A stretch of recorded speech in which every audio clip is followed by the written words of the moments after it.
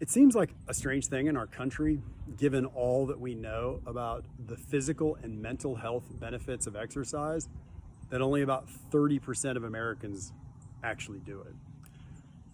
But if you think about it a little bit, perhaps one of the reasons, among many, is that we over time developed a sports culture and moved away from a culture of fitness.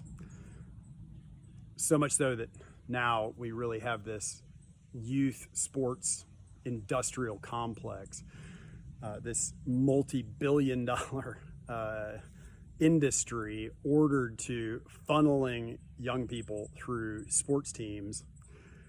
And on those teams, and even going back a ways to, say, middle school and high school sports, exercise was and is oftentimes used as punishment. So you're on a sports team, don't perform well, lose a game, make some mistakes, don't listen to the coach. What do? We run more. We do some sprints, burpees, push-ups, sit-ups, etc. So what gets wired into our head is exercise is about punishment. And for some number of us, we carry that forward and we dread exercise. I mean, I know I played on sports teams and those things happened. Nobody was excited about running hill sprints. And so it's very easy for us to continue unintentionally, perhaps, to think about exercise that way as the thing you want to avoid. I mean, it was the stick in sports to motivate better outcomes or attempt to motivate better outcomes, with perhaps in the coach's mind, the back part of this is they're building fitness on the team. So if we approach exercise that way, though, as adults, that's how we think of it. And oftentimes, like, I've talked to a number of people who that is this sort of I don't know, that's the way they think about it, right? Is maybe you make a mistake on your diet and now I have to punish myself for that mistake with more exercise, extra cardio or something. And that's a really negative connotation for exercise, when in reality, exercise can and should be medicine, does tremendous things, again, for our mental and physical health. Makes me think a little bit about my wife, who infamously says she hates running. But probably 3 years ago, she just started doing it regardless. And I remember going on runs with her, and it really, like, it was a suffer fest, and she did not enjoy it. But she really stuck with it every day. She was persistent. She was determined to go out and run a mile, 2 miles, a 5K.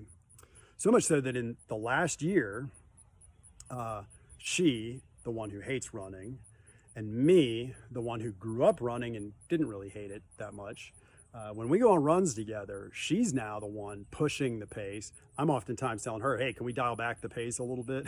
And when it comes to the end of the run, we inevitably start racing. And probably the last handful of times, like, we're flat out sprinting and she beats me. So somewhere in that persistent effort, the perseverance of continuing to stay after that. Now, I joke with her and I say, like, I thought you hated running. She's like, I do. Well, for someone who hates running, she sure has gotten good at it. And she is in really great shape as a result of it. So, I don't know.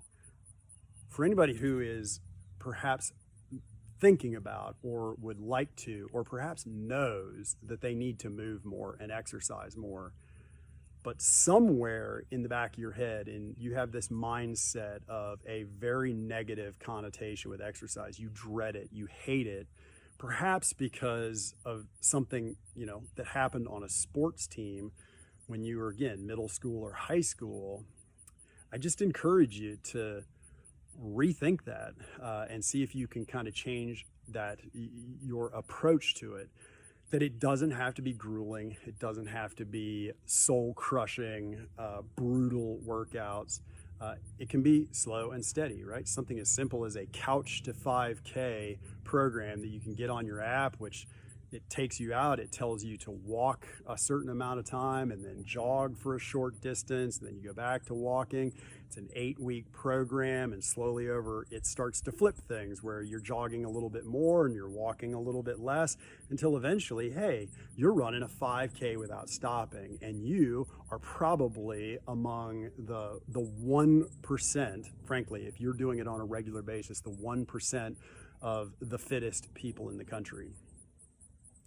So that's my advice to people today, is let's move away from the idea of exercise as punishment and head towards the idea of exercise as medicine for our mental and physical health, our actual true health care, extending our health span for as long as possible. God bless.